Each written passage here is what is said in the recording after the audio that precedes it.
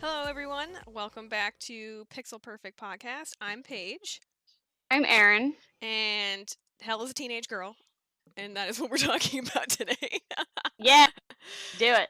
Absolutely. But we're Had a talking about thought. Jennifer's Body, to actually be more specific, Yeah, because we're doing kind of a Halloween horror theme for October, and we started early because neither one of us had seen Jennifer's Body, and I thought, amazingly. so we should probably start with a synopsis, which we never ever do, actually starting with Yeah, what it's I think about. that's crucial with this, especially with the way it's history over the past decade. But then I kind of want to talk about how, because when this movie came out in 2009, Mhm. we were freshmen in high school. Yeah. So I'm interested in kind of what your experience was when the movie came out. Mhm. But yeah, so let's start off with a synopsis, which is that it's about two best friends with a kind of unequal relationship, and one gets sacrificed to Satan, but it goes wrong, and she becomes a man-eating succubus, Mhm. and the best friend is forced to kill her, and it's this whole big fun time. Oh, spoilers. Spoilers for an 11-year-old movie. Spoilers for an 11-year-old movie.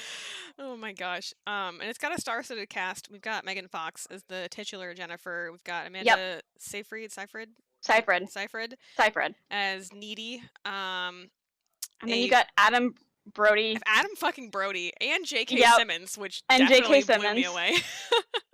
And then a lot of people, you might not know him, but Scott Pilgrim versus the World. Is that why I recognized him? Thank you. Yes, It that's why was you recognize driving him. me nuts. I was like, I've seen this kid Yeah, in other movies that are similar to this. yeah, it was Scott Pilgrim versus the World. Okay. So came out in 2009, kind of had a revival, I would say like 2018-ish, kind of post Me Too movement. I said Me Too movement, right? And not Me Too movement. Yes, I That's like one thing happened in my head and one thing came out of my mouth, and I wasn't sure which one it was. Um, but people are kind of calling it a cult feminist classic nowadays. it's getting to be like a more modern Heathers, I think, That's a good comparison. Yeah. or The Craft. I think would be Mm-hmm. another one. Yep. So, but yeah, so we were freshmen in high school when it came out. I obviously, like I said, I haven't seen it. I just saw it, for Yeah, I literally just this watched it for the week. first time this year. Yeah. And when it came out, I remember not really being interested, despite the fact that I loved Megan Fox, and I have always loved Megan Fox. And I sent this video to you about the marketing of this movie Yep. and how it was terribly marketed to the wrong group of people. Mm-hmm. It was very much marketed toward straight boys who thought that Megan Fox is hot, and it's not that straight Yep. boys can't appreciate Jennifer's Body, it's that they weren't the target audience. Not at all. Like literally So, verbatim, we're not the target audience according to the director and the writer. yeah. Like, it was written for teenage girls. Yeah. And we were the target demographic, and we never saw it because it just didn't seem appealing to me. No. There's nothing about the plot that appealed to me. I mean, it was rated R when it came out, but like my parents wouldn't let me see rated R movies. That's fair. I definitely never had the opportunity to go. I think I got my mom to bring me to a rated R movie once, and it was Sweeney Todd, and that experience scarred her for life. So she was like, "We're not doing that again." Sweeney Todd's one violent fucking movie. Yeah. Well, you know my weird taste. I mean, I like Sweeney Todd. Yeah. I mean, I haven't watched it in forever because I didn't like it enough. Yeah. Yeah. Same. But But I think what you said about the marketing kind of speaks to my experience with it, is that I knew very little about it because it wasn't marketed to us. So I'm like, I think I heard very little. I never saw a trailer. Literally watched a trailer for the first time today as well, and just like it kind of came and went, and I was like, oh, I heard it was a shitty horror movie, so I don't care. basically what it was. I saw the trailer, but I remember being just completely disinterested.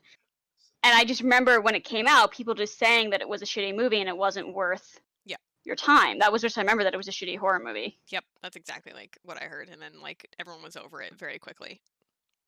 So, and now it's just like what it is. And like Megan Fox has an interview that she feels it's no longer like more of a cult following, it's more of like an actual following where it's like really starting to resonate with a lot of people, specifically queer people. Yeah.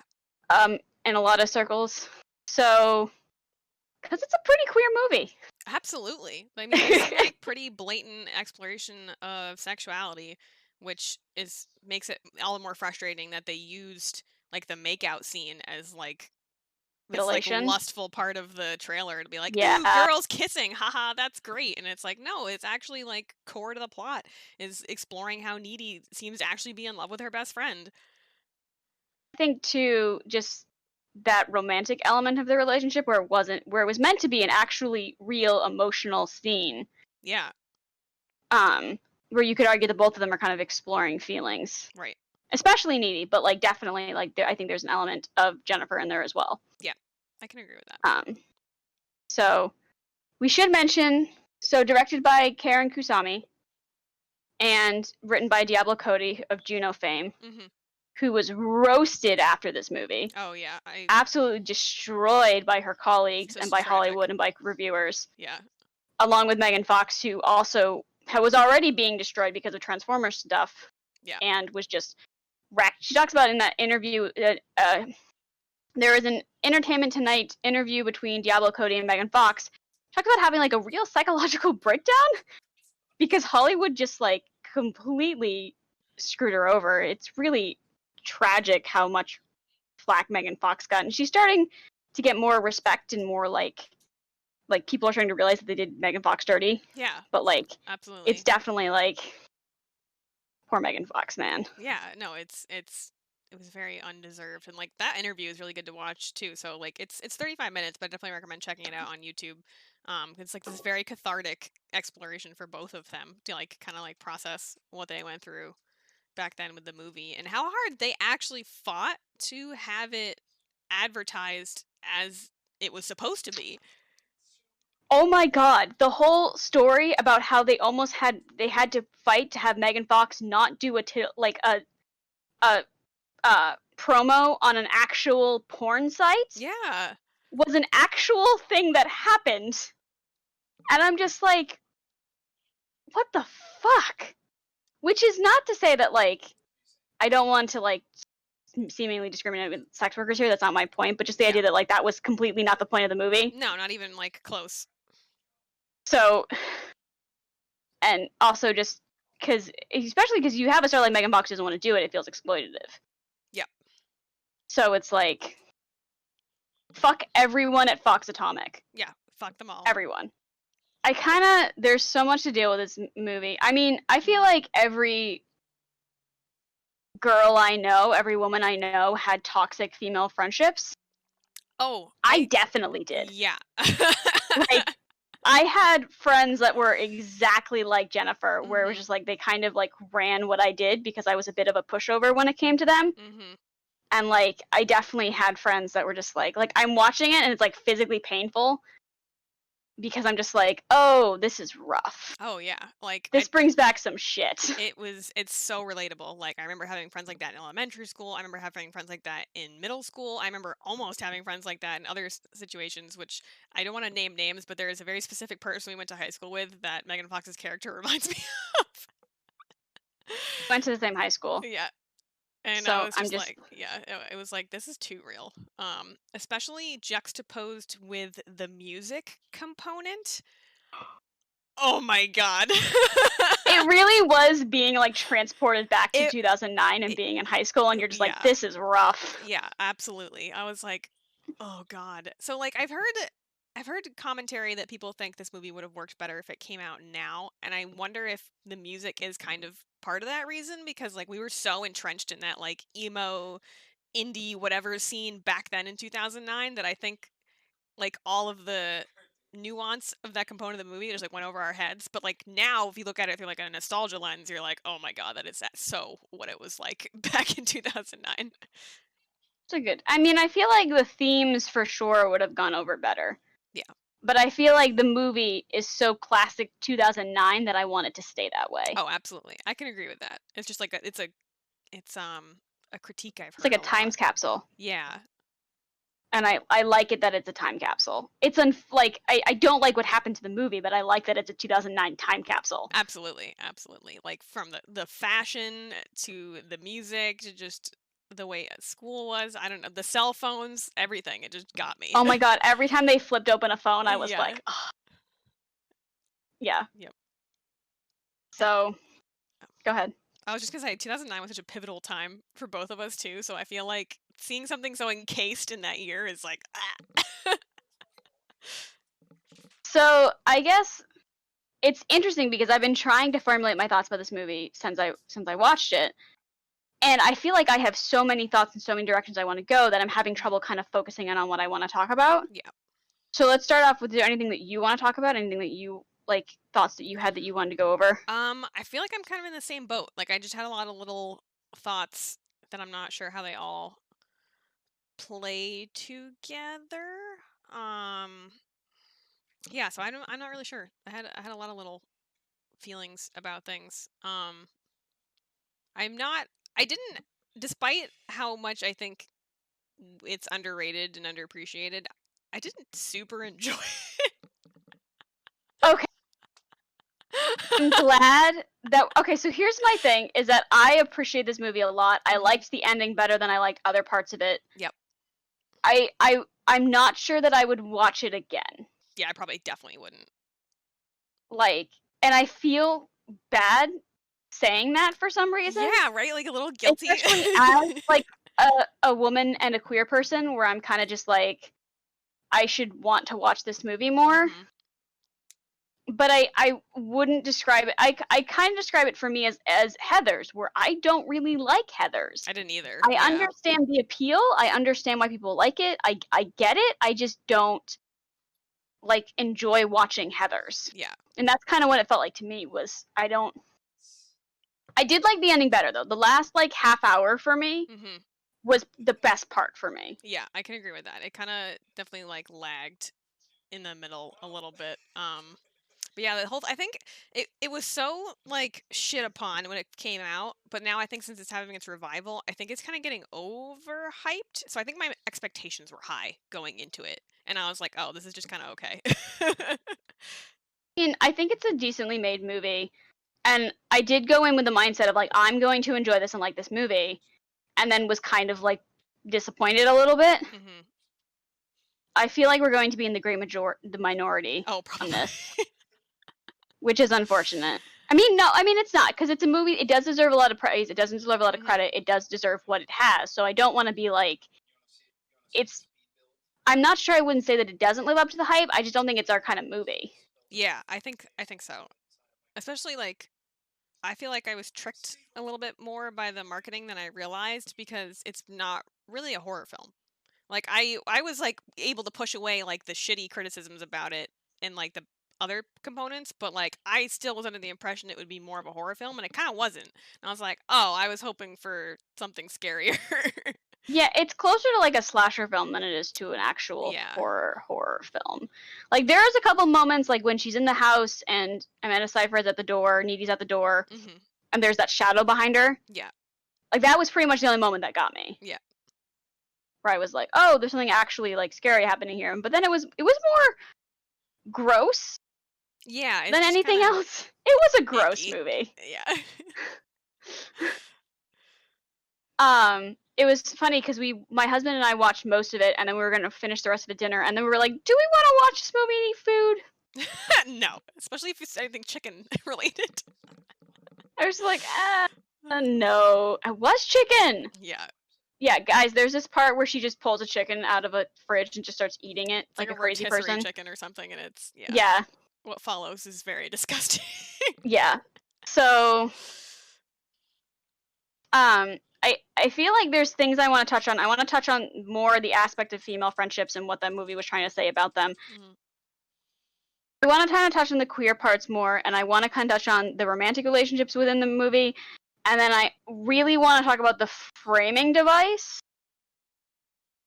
and the Y- whole thing, because I really appreciated that they threw in at the end that she got bit by the demon and escaped, because there was a small part of me throughout this movie that was like, is this real?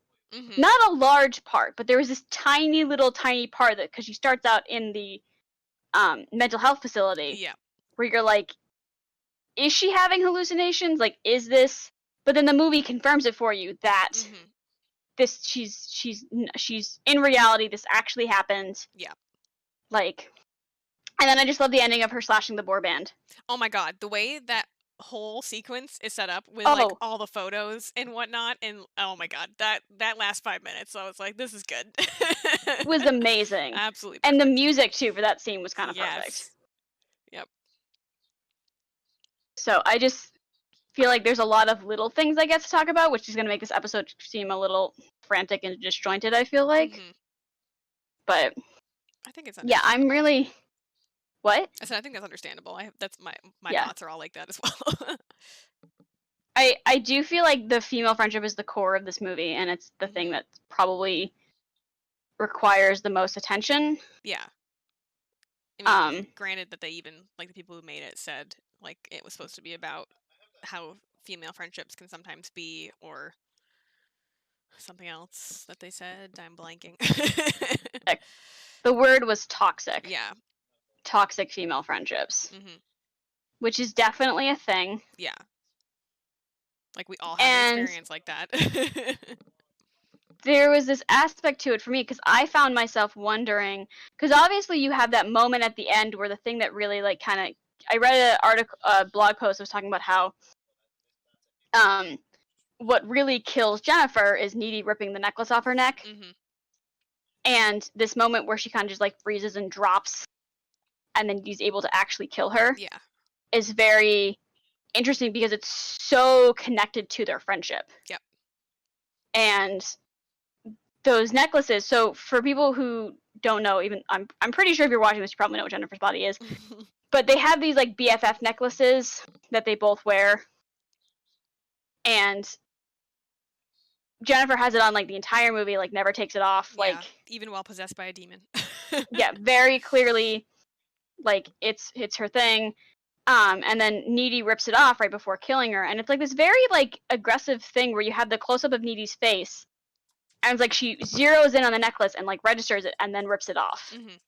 It's not like a fight thing, right? Where it just happens to rip off. It's a Yeah. very deliberate act Right. of fuck you, we are no longer BFFs. Right. And then that's what freezes Jennifer and gives Needy the opportunity to kill her, which I think is like a big deal. Yeah, no, it's like the culmination of the whole theme of the movie is like ending that toxic friendship and like freeing yourself from it. I mean, don't kill your friends, guys. That's not okay, but that's like what it was representing, I feel like.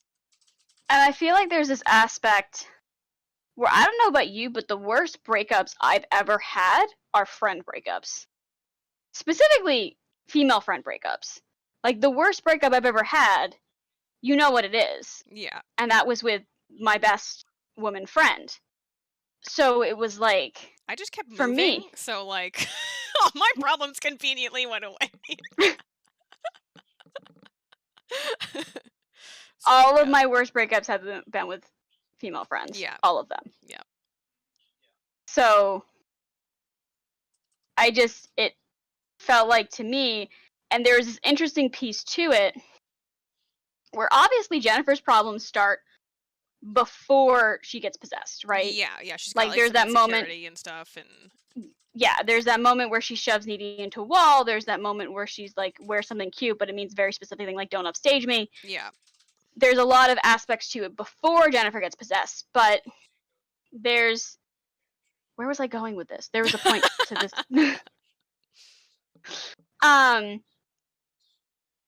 but there's this idea that even after she turns into a demon and she has to get killed for obvious reasons, Mhm. um she's still a huge part of who Needy is, and she's still very, very important. Yeah. And it's shown by the fact that she's got to go out and get revenge and kill the boy band. Yeah. Like Jennifer is a part of Needy forever and ever, regardless of kind of how things were and how things ended. Yeah. And vice versa, because this is another thing I found interesting in the film because you don't see this is that like Jennifer was still kind of who she was despite being possessed by a demon, and like she just straight up tells her like what happened. Straight up tells Needy like what happened to her. She's like, "Yeah, these dudes sacrificed me in the woods, and now I think like something crazy is going on with me." So like you don't ever see the friggin' monster villain character being like, "Yeah, this is what happened. This is what's going on." Yeah. Terrifying scene of her being sacrificed in the woods. Ooh, yeah. It's just, and the callousness of the men who are doing it, and the fact that they don't care. And the line in the van where she says, "Are you gonna rape me?" and he's like, what is it? God, I hate women, or God, I hate girls. Yes. I remember being, I don't even, apparently my anger has made me forget what the actual line was, I because I think you were remember right. I think it hearing was it. I hate girls. God, I hate girls, something like that. Yeah. And I just heard it and I was like, I want to punch someone right now. Yeah. Yep. Seeing them be brutally murdered at the end was like sweet vindication. You're like, good. You didn't deserve anything. But Chip. um, I can't get over the sex scene when he's like, "Am I too big?" I But was like, like, this is such an accurate representation of like awkward teenage sex and like not understanding anything. Like she's literally screaming in terror because of a vision she's having, and he's like, "Yeah, she's really into this." the most accurate scene of high school sex I've Hmm. ever seen in my entire Oh life. my It was god. so accurate, it was painful. Like from putting on the condom to like how uncomfortable she looked and how he clearly had no idea what he was doing. I was like, yeah, that seems about right. It was it was really well done and really hard to Oh, watch. it's so uncomfortable. It's extremely uncomfortable. But in a way that I wouldn't call necessarily a bad thing. It was Hmm. very much capturing the essence of, so, but um Yeah, I don't know. I go Go ahead. ahead. No, you go ahead. No, because I asked you a question and I'm realizing I didn't really fully let you answer it, Well, because which is what I do, and I'm sorry. I'm not really sure what I think of him. He was just kind of there. Like I wasn't upset when he ended up getting killed. I was like, see ya. Amanda Seyfried's acting for when he gets killed is really well good though. Yeah, yeah, definitely. Her screams are like gut punching. Hmm. Um, but I found it interesting, that whole kind of dynamic, because it wasn't like a thing. I was watching a video about the Invisible Man today and talking, which I haven't actually seen. It was talking about how if something actually sounds crazy, it muddles the water of men not believing women. Hmm. So like the idea that like if she goes to him, is like, no, Megan's a succubus. And Megan, sorry, Jennifer's a succubus, and she's killing people, and he doesn't believe her. You understand why he doesn't believe her. Yeah. So it doesn't really have that message of like men don't believe women Hmm. kind of thing. But so I didn't really have an issue with Chip on that front. No, I don't think he was bad. I feel like he was just kind Yeah, of there. he's kind of just a blah teenage boy. Yeah, like just caught up in like he seemed more of like a plot device to create tension between Needy and Jennifer. That's like all I got out of him.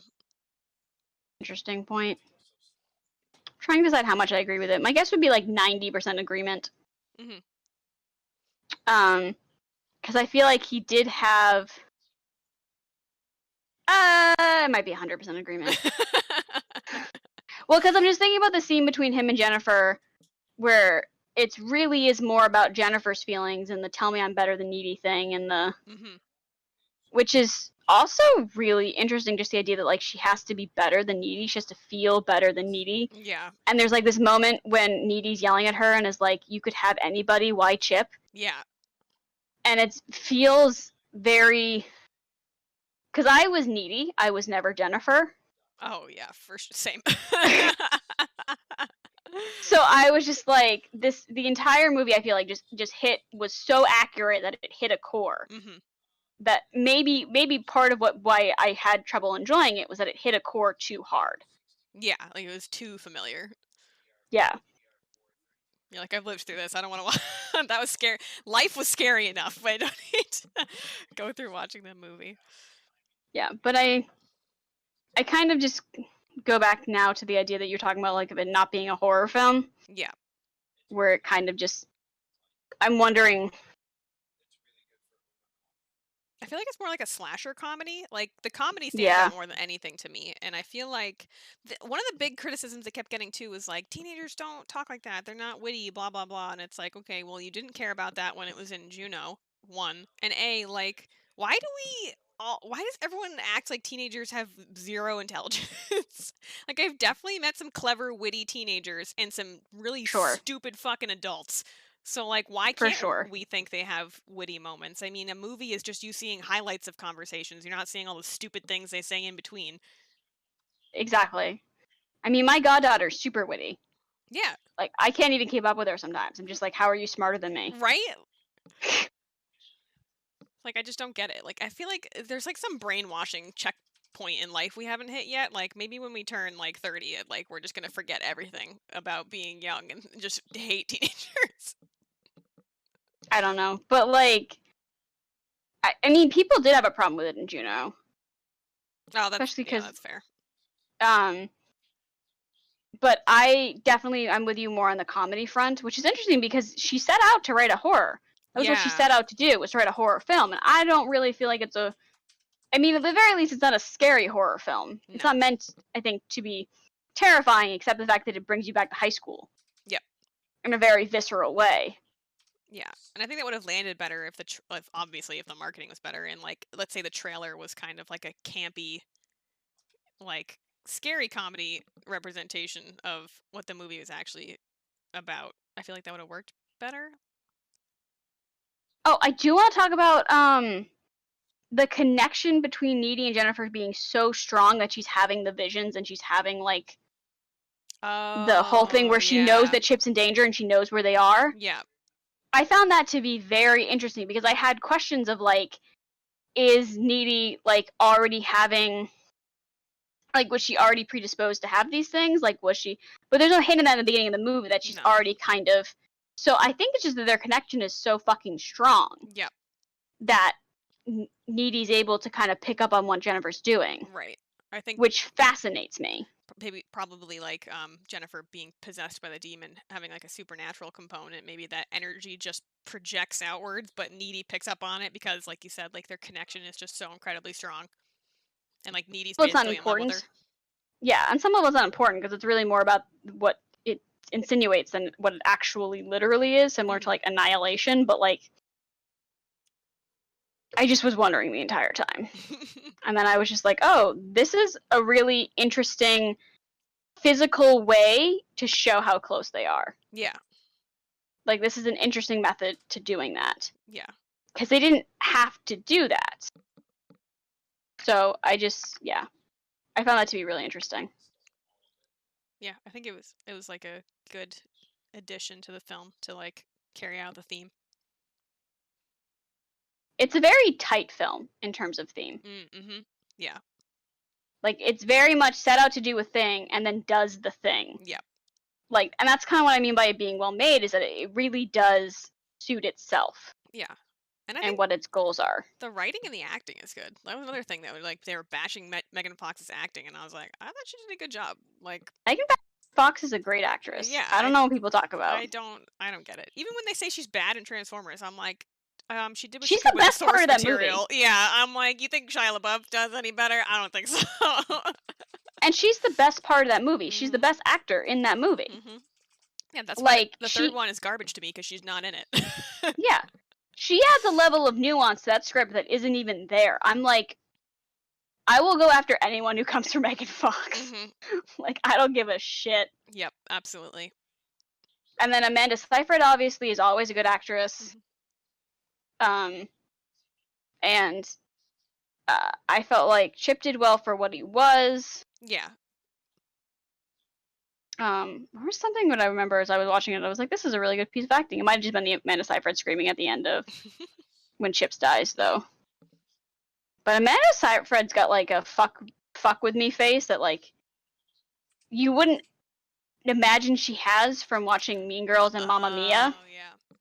But she's got a face, like a resting bitch face, that you're just like, she's gonna fuck you up. Yeah. And I love it. Yeah, especially when she's like in the mental institution or whatever. Which oh, that made me think of another thing about the marketing that made me really mad is that I watched the trailer right before this episode and they do this weird cut at the very end of the trailer where like you see Megan Fox saying something to Needy and then very quickly cuts to that moment in the mental Where institution she where she kicks the person. yeah. And I was like, those two have scenes have nothing to do with each other. This is that make like it's just it was like the ultimate representation to me of like how misleading the marketing was about what the film was about.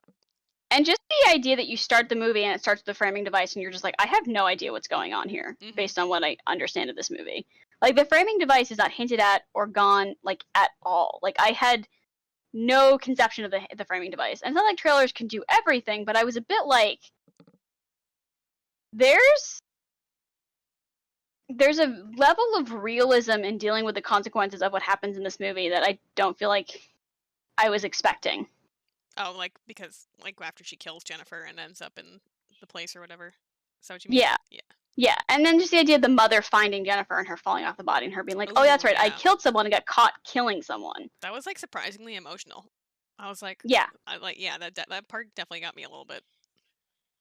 Do you have any more you need to say or any more you have to talk about? I had a thought, but I need to remember what it was. Oh my god, my voice is dying. Great, because you're on a podcast. I know, right? This is not helpful. Um, no, the only really last note I had was that even one of like the scenes that I feel like you could consider sexy, which is when she's like nude and swimming in the lake, I did not think of as like a your typical like sex based scene. To me it was very freeing. Like I was like even in the scenes like that, I feel like the movie does a good job of not like overtly sexualizing Megan Fox. Like, and that was the intention. Yeah. But I for me, it kind of felt like this just interesting kind of come down from having murdered somebody, Yeah. and she's feeling good and she's cleaning off and she's just like it didn't feel like a sexualized moment. It felt more like just succubus Yeah. doing her thing. Yeah, absolutely.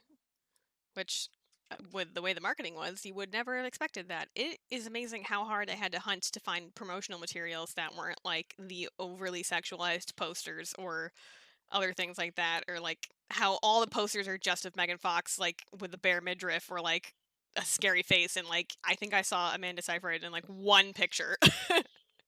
Tag, hold on. On the soundtrack, there's like "Hell Yes," Jennifer's body, "Hell Yes," and it's just her on a seat and like on a desk, school desk with like Yep. nothing on, and you're kind of just like, what does this even mean? Yeah, I'm mad. I'm mad about the marketing, guys. I will die mad about it. We will die mad about it. Did you want to jump into the question or did you have other thoughts? I don't think so. This feels like a very like We're a little nutty jump today. around. Yeah, it feels like a very jump around episode, which we don't usually have. We're a little rambly, but we usually have more. Well, we're rambly, but we usually have more. You know, it's less like jumping around than Yeah. usual. Yeah.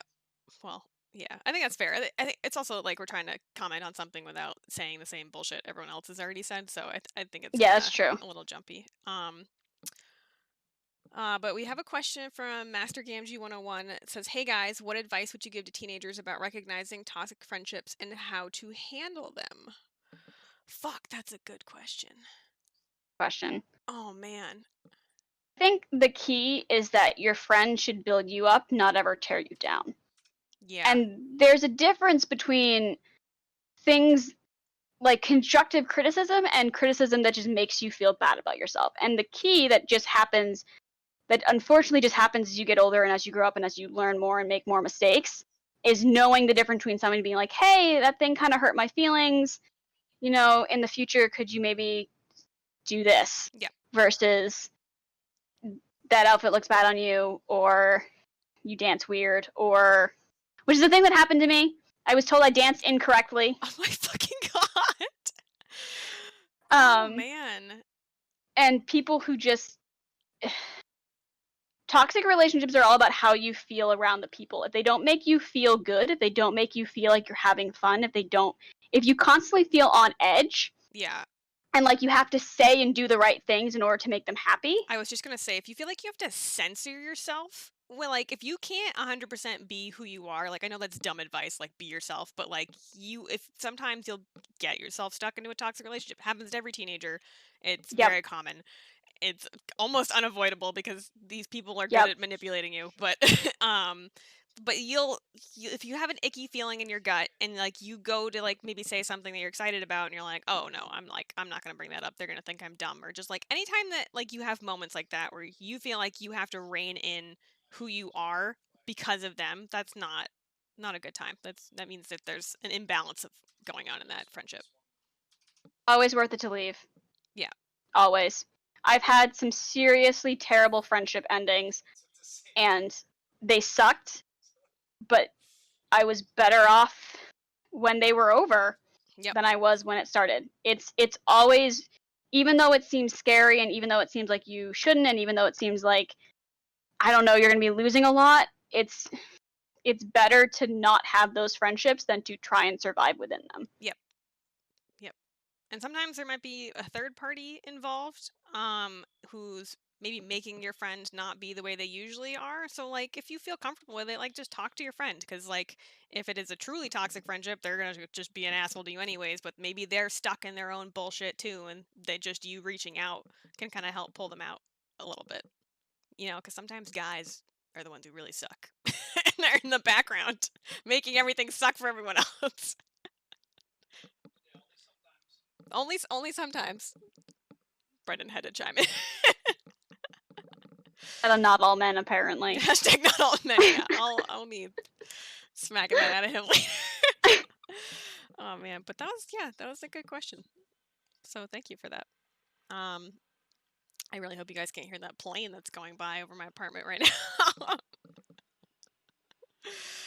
Oh, but if we don't have any other questions, we'll probably call it an evening because I see the stream is buffering again and it's making me angry. Oh man, but I guess my final thought is you should just check out Jennifer's Body if you haven't. Like, yes, it's required viewing. Absolutely watch it. And just, even if you don't enjoy it, it's like one of those movies that just, it's worth watching and exploring and knowing. Absolutely. So. Yeah. Especially if you want to go like on a nostalgia ride for 2009. Oh my god. You want to be if you're like our age, you want to be transported right back to high school? Yeah. Get ready. It's a trip for sure. Alrighty. Do we want to give them a lowdown quick on what the schedule is for the rest of the month? We did last episode, but we definitely can. I can't remember. I think the big thing we might want to mention is that not this week, but the week after, we're moving to Wednesday. No, wait, that's the third week. Never mind, ignore me. And it's a one-time thing. We'll warn you. It's a one-time thing. We'll warn you. Yeah. Just ignore me. Just ignore what I just said. It's fine. But we are doing Happy Death Day 1 and 2 next episode. Woo! Should be a good time. Which is going to be fun. True horror movies, hopefully. Yeah. Well, they're definitely comedies. Okay. Well, yeah, I like they're both. they're definitely comedic horror movies. But there's that new movie coming out by the same director who I'd really like to see, but it looks like it's theatrical release. And people, you should not be doing theatrical releases. Do not go to the movie theater. What the fuck is wrong with you? What? Like, there should be no movie that's like theatrical release only. I'm like, no. Nope. No, it's not worth it. I'm not, like, it's... You won't catch me there in a hazmat suit. Like, it's not happening. Right, exactly. Stop it. Ugh, Jesus fuck. All right. On that note, stay indoors, wash your hands. Wear a mask. Wear a mask. And we'll see you guys next week. Bye.